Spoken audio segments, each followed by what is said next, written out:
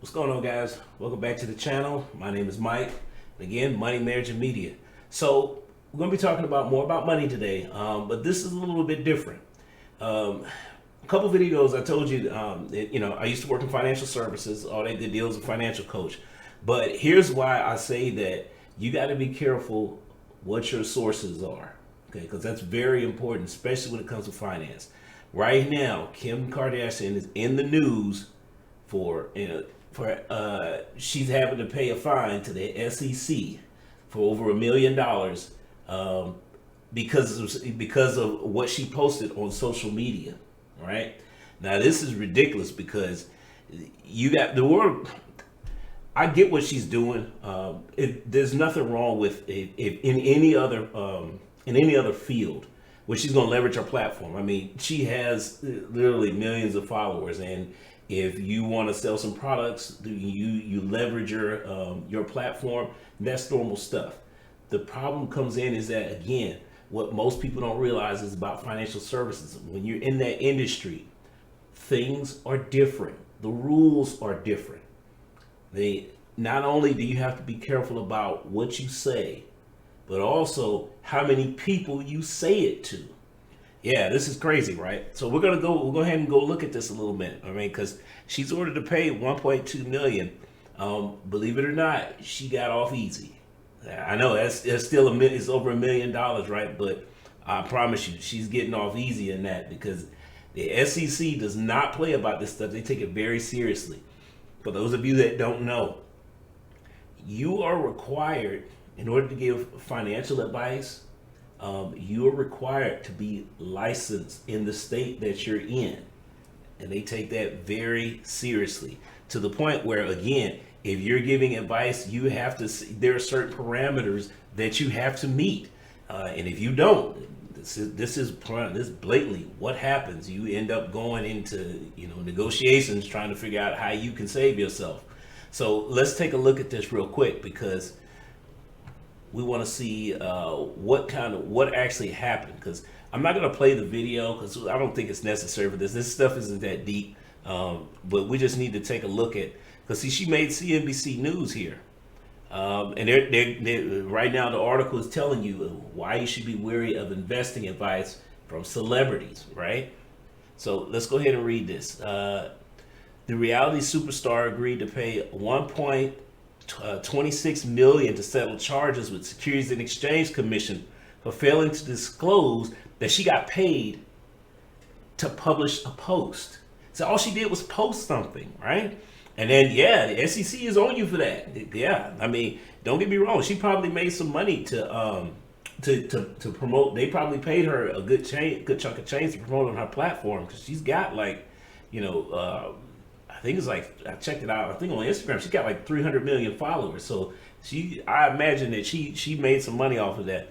But the problem comes in is that, the SEC is making it, see here, clearly, the SEC is making an example out of Kim Kardashian, who is the biggest influencer perhaps in the world, said Douglas Bonaparte, a certified financial planner and the president of Bonafide Wealth in New York. Yeah, see, they're not going to take this lightly because this is such a big deal. So what I would always say is that don't just take random financial advice from people on YouTube or whatever. Now, this is why I say that should you listen to random people? Not really. Do your own research. Now, the financial topic that I'm covering, this is very basic stuff, but a lot of basic knowledge that most people don't have. Like, most people don't understand what you need to have in place before you go see a licensed professional. Particularly if you're going to see a financial advisor, they expect stuff to be in a certain order. And if you don't got it, they're going to, okay, well, see you later. Come back when you got everything fixed, in line. Yeah, so most people don't realize that. So what we want to know is we're also going to find out why. I did some research into how the SEC, how they come up with this amount, because that $1 million, they didn't just pull that out the sky and say, well, you're Kim, you can afford it. No, they actually have a formula for it. So we're going to go to Google, right? It's simple. It's how much is SEC penalties? So here we go.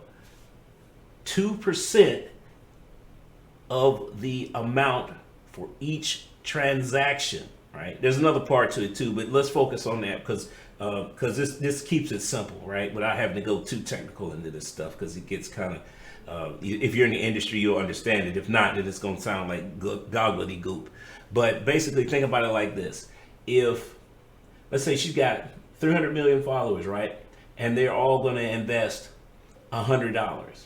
Okay, well, 2% of $100 times 300 million.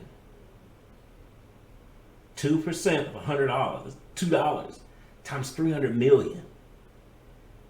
Yeah, she got off easy. She got away with it with having to pay back a 1.2. I mean, because if you just do the math on that, I guarantee you they didn't pay her that much to use her platform. So, but the other thing you got to consider is like, who does she have around her that didn't see this kind of thing coming? I mean, I checked some other sources, and what I'm finding out is people are saying that she kind of knew about it because she used the hashtag of ad, but the SEC doesn't play that. You got to be very specific because if you're not, this is what happens. So look, guys, you can watch a video on this. It's CNBC News. I mean, it's going to be hitting the mainstream pretty soon, I would imagine, especially because it was an ad for crypto.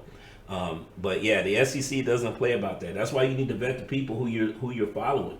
Give them before you actually act on their financial advice. Try and get some other sources the same said advice. Or how about just not listen to celebrities about things that they are not known for being famous for. That might be something else to look into. But hey guys, like I said, this was just a quick video just to keep it on, just so you can keep you on your toes about what's out there and what you got to be careful with, right?